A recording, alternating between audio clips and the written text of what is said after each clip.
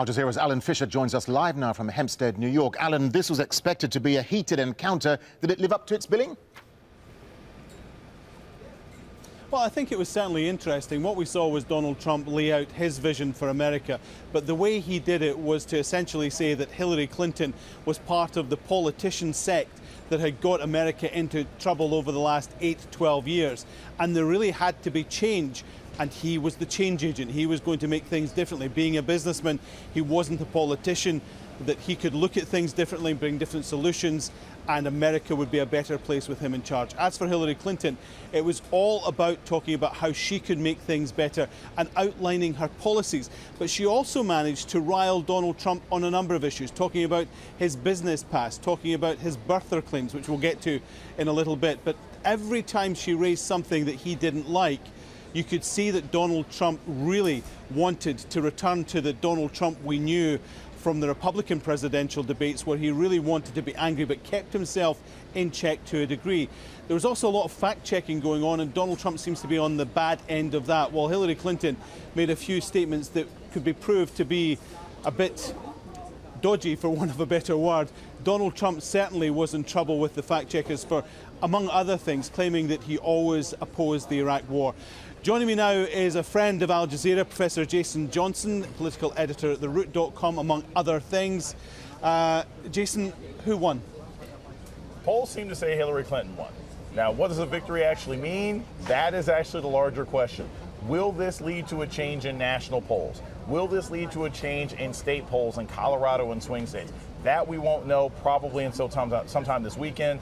But every single pollster that I've read online, the Insta polls seem to say people by a significant margin seem to think Hillary Clinton won. Even Republicans seem to think Hillary Clinton won based on what they're saying in the spin rate. And we were looking at a poll during the debate that suggested that undecideds were actually going for Trump because they liked his message. Is that an anomaly? Yeah, at least from what I've seen. The vast majority of the undecideds, to the degree that there are any, and I don't really believe there are any undecideds, most of them seem to be leaning towards Clinton. I think what was interesting is, many people seem to think that Donald Trump came off as a little sloppy and a bit disorganized. And while his confidence and bluster was engaging, Hillary Clinton came off as more presidential, that sort of vague, amorphous thing, that star power that you have to have. And that's important for her because people had never had a chance to compare the two candidates to each other. Now, in the hall behind us, we know the spin teams are out there. That means surrogates for the campaign are out saying, our person did the best job. Have the Republicans got a much tougher job this evening? I think they have a harder job, but it depends on who they're talking to, right? Because their supporters think that Donald Trump did great and that he didn't have to do that much. But the key is this. Social media has beaten out that spin room. And the Clinton campaign has an incredible social media team. I was checking my emails. I got 8 emails from the Democratic National Committee throughout this debate. I got 1 email from the RNC. There are 7 emails with video and clips that the Clinton campaign has sent out during this debate, backtracking and forcing Donald Trump into holes. Trump has sent out only about 2 or 3. So social media-wise, which is where young and independent voters are, Clinton's winning. We'll come back to you in a second, Jason. Now, Donald Trump was in the spin room, which is unusual now. 4 years ago, Mitt Romney never once ventured into the spin room after a debate. But Donald Trump was out there telling the media he actually felt good, that he thought he did well. And we're going to be with him in Florida on Tuesday. And I can guarantee that he is going to say that he thought he won the debate. He did that after all the Republican debates. Now, a key moment was when he was asked about the birther controversy. For those of you that haven't followed it, that is Donald Trump's suggestion for years that Barack Obama wasn't born in the United States and therefore was not a legitimate president.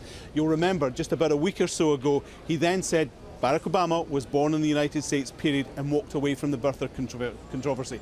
Listen to Hillary Clinton, because this is startling, and it almost went unnoticed that she essentially accused a Republican candidate of being a racist.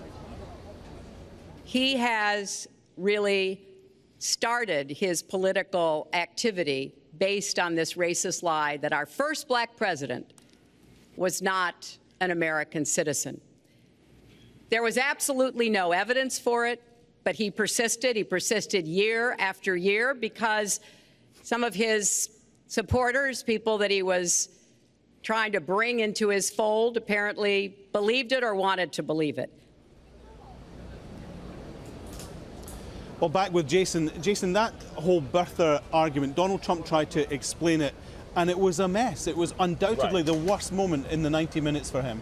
Yeah, it was a terrible, terrible idea. And here's what's interesting. When I spoke to Trump supporters and I spoke to Trump surrogates, they said we need to get beyond birtherism. We need to, it's not an important issue. There's ISIS, there's jobs.